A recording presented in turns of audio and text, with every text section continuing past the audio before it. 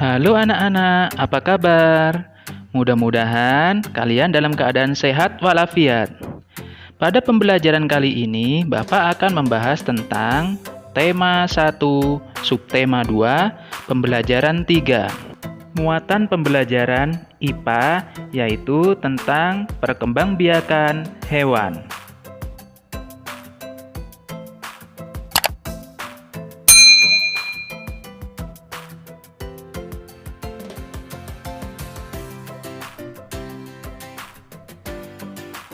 Pada pembahasan kali ini, kita akan membahas perkembangbiakan pada hewan.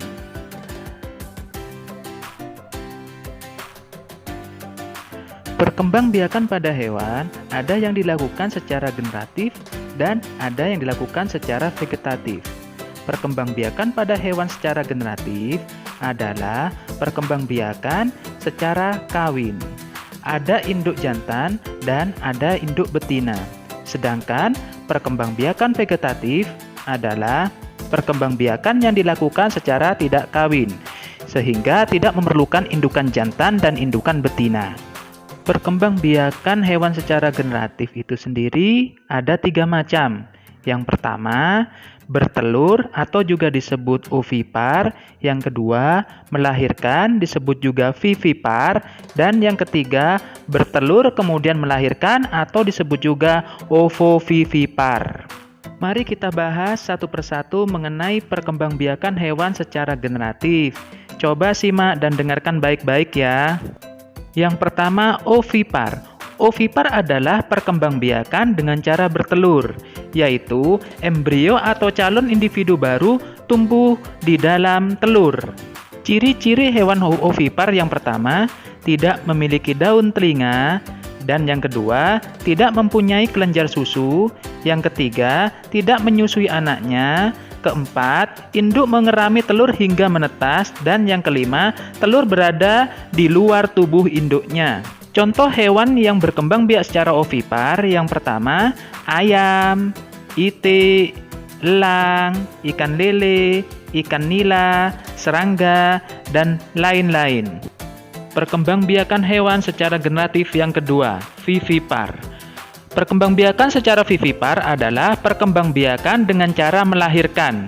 Biasanya, embrio atau calon individu baru tumbuh di dalam tubuh induknya atau di rahim induknya. Ciri-ciri hewan ini, yang pertama, sebagian memiliki daun telinga.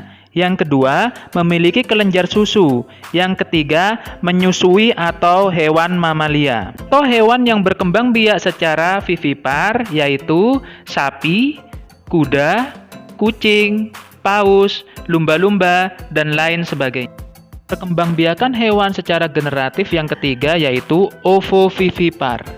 Ovovivipar adalah perkembangbiakan dengan cara bertelur kemudian melahirkan, di mana embrio tumbuh di dalam telur yang disimpan di dalam tubuh induknya. Setelah menetas, individu baru akan dikeluarkan dari tubuh induknya dengan cara melahirkan. Pada perkembangbiakan ovovivipar, hewan ovovivipar tidak memiliki ciri khusus. Namun, yang membedakan adalah proses pembuahannya, yaitu bertelur, kemudian menetas di dalam tubuh induknya, baru melahirkan.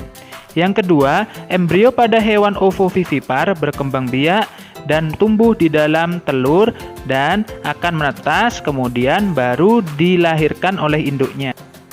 Contoh hewan yang berkembang biak dengan cara ovovivipar yaitu ikan hiu, ikan pari, kadal, kuda laut, sebagian ular, dan lain-lain. Sekian dulu pembahasan materi pada video kali ini dan mudah-mudahan memberikan manfaat untuk anak-anak semuanya. Jangan lupa selalu jaga kesehatan dengan menjalankan protokol kesehatan dengan baik supaya anak-anak terhindar dari virus corona. Sekian, terima kasih.